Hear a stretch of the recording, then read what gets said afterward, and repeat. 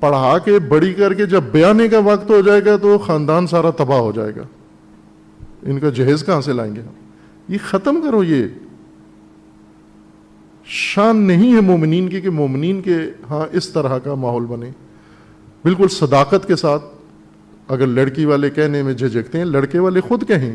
اور ہے یہ نمونے. ابھی عنقریب ایک عزیز کی محرم سے قبل شادی ہوئی ہے, باروزگار ہے, اور سسرال والے اس سے زیادہ مالی طور پر مضبوط تھے, اور ان کی ظاہراً ایک بیٹی تھی اور ایک بیٹی حسرت کی, اور انہوں نے کہا جی کہ ہم نے تو دینا ہی دینا ہے.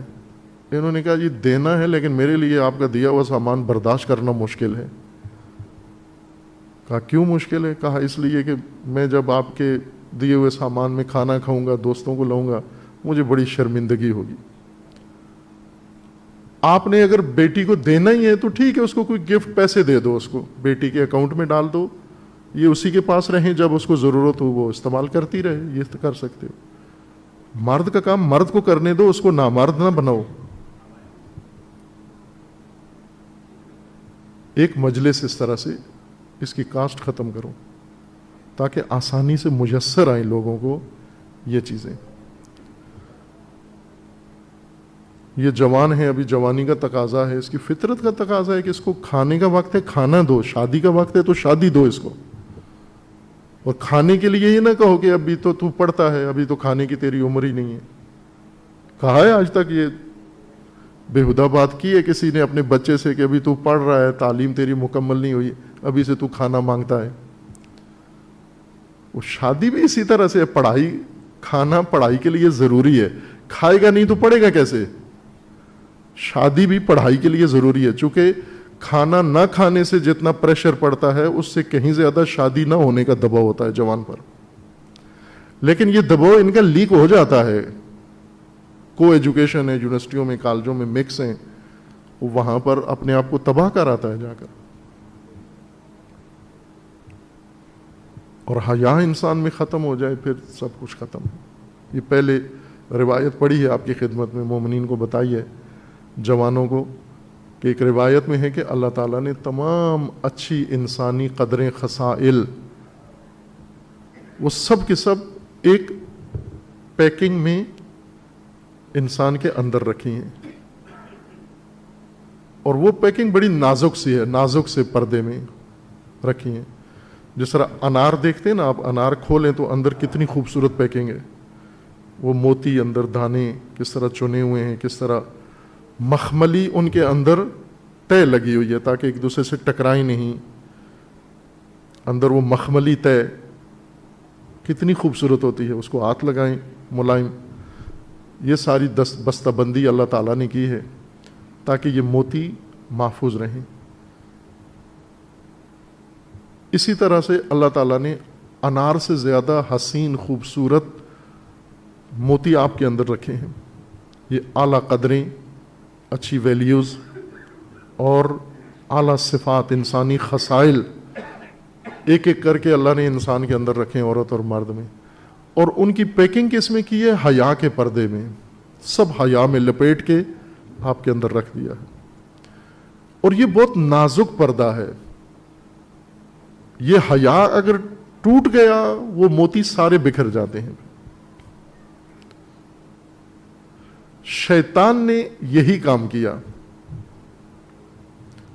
آدم و حوا پر, ہمارے جد اور جدہ پر اس نے جو واردات کی یہی کی. اس نے شجرہ ممنوعہ انہیں کھلا دیا. قرآن کیا کہتا ہے کہ جب انہوں نے یہ تناول کیا تو کیا ہوا؟ یہ تو مانا تو پتہ ہی ہوگا نا کیا ہو گیا. پھر ان کو فوراً کیا اثر ہوا؟ اونچا بولو. بے لباس ہو گئے, شرمگاہیں ننگی ہو گئیں, شرمگاہیں ننگی ہو گئیں. یہی کام کیا اس نے. انہیں تو فوراً احساس ہو گیا کہ غلطی کر دی. یہی حیا توڑ دیا اس نے, حیا پہ حملہ کیا. اور انہوں نے تلافی کر لی. ابنائے آدم ان کی بھی سب سے پہلے حیا پہ حملہ ہوتا ہے، اور حیا ختم ہو جائے پھر کچھ بھی نہیں رہتا انسان کے اندر، سب کچھ نابود ہو جاتا ہے۔ پھر ہم ایسے ریاکارانہ طور پر اوپر بھرم سا بنا کے رکھتے ہیں، مثلا جوان ہے یا بوڑھا ہے یا جو بھی ہے، میں نے عرض کیا نا کہ اب ظاہری اس کا حلیہ، ظاہری اس کا انداز بہت اچھا ہے، لیکن اس کا موبائل نکال کے دیکھیں،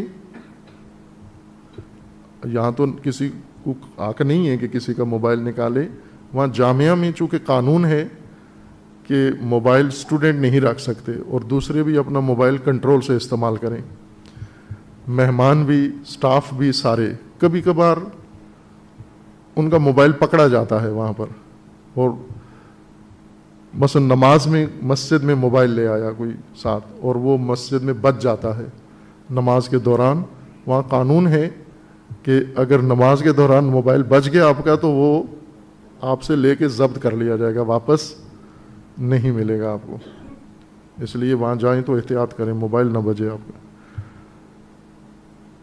موبائل لے لیتے ہیں، اب یہ نماز میں آیا ہے، نماز میں موبائل بجا ہے، ضبط کر لیا، اور اس ضبط موبائل میں جو کچھ وہ موجود ہوتا ہے عموماً تو نہیں کھولتے ہم، کہ مہمان ہو تو نہیں کھولتے، سٹاف کا ہو تو کھول لیتے ہیں،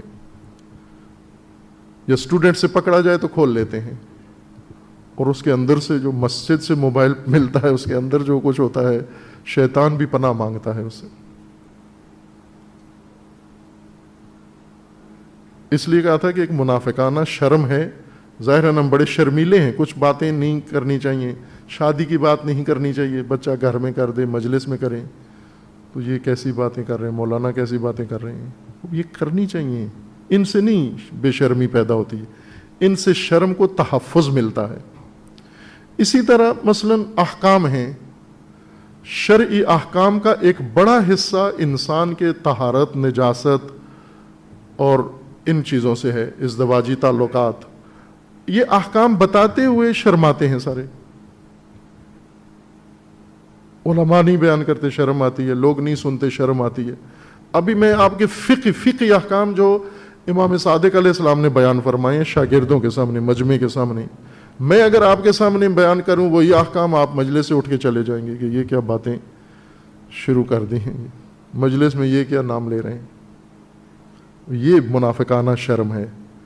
احکام شرعیہ سیکھنے پڑھنے میں کوئی شرم نہیں ہے، بلکہ شرم کا تحفظ ہے، حیا کا تحفظ ہے کہ یہ مسائل پتہ ہوں، عورتوں کے عورتوں کو پتہ ہوں، مردوں کے مردوں کو پتہ ہوں، جوانوں، مثلا آپ کے گھر میں بچہ جوان ہوا ہے، پتہ ہے اس کو بلوغ کس کو کہتے ہیں، محتلم ہوتا ہے، پتہ ہے، والدین نے بتایا ہوا ہے اس کو، یا کسی عالم نے، مولانا نے اس کو آگاہ پہلے سے کیا ہوا ہے کہ آپ اس عمر میں پہنچے ہو، ابھی یہ ہونے والا ہے آپ سے، ابھی آپ اس کیفیت سے دوچار ہوگے۔ باپ بھی شرم کر رہا ہے، ماں بھی شرم کر رہی ہے، باقی بھی شرما رہے ہیں، اور وہ اس حالت میں مبتلا ہوتے ہیں، اس کو پتہ بھی نہیں ہے کہ ہوا کیا ہے میرے ساتھ، وہ کئی دن تک تو پریشان رہتا ہے۔ یہ چند دن پہلے ایک خبر آئی تھی کہ انڈیا میں ایک بچی بالغ ہوئی، اس کو ماہواری خون آیا، تو اسے سمجھ نہیں آئی کہ یہ کیا ہوا میرے ساتھ، اس نے جا کے سیدھا اپنے آپ کو مار دیا، گولی مار دی، خودکشی کر لی، کہ اب میں کس کو بتاؤں کہ میرے ساتھ کیا ہو رہا ہے۔ اگر اس کو بتایا گیا ہوتا، سمجھایا گیا ہوتا کہ یہ آپ کے لیے ایک اعلیٰ، اب رینک بڑھ رہا ہے آپ کا، آپ لڑکی سے عورت بن رہی ہو، آپ اسی طرح یہ لڑکا ہے یہ مرد بن رہا ہے، تو یہ حرکتیں نہ کریں۔ اول تو یہ نجس ہو جاتے ہیں، اور نجاست میں ہی نہ بتاتے ہیں، وہی کپڑے نجس ہو جاتے ہیں، ماں وہی کپڑے لے کے باقی، یا ماسیوں کو تو نہیں بتاتے کہ جوان نے نجس کر دیے کپڑے، وہ نجس کپڑے باقی گھر والوں کے کپڑوں کے ساتھ بھی ملا کے دھو کے سب کو نجس کر کے، شیمپو سے تو کپڑے پاک نہیں ہوتے واشنگ مشین میں، پہلے ان کو بتاؤ کہ یہ نجاست ہے یا یہ آپ کے احکام ہیں اس عمر میں، یہ آپ کے، یہ ایک ایک کر کے سارے احکام ائمہ باقاعدہ بتاتے تھے، سمجھاتے تھے، ذکر کر کے بتاتے تھے۔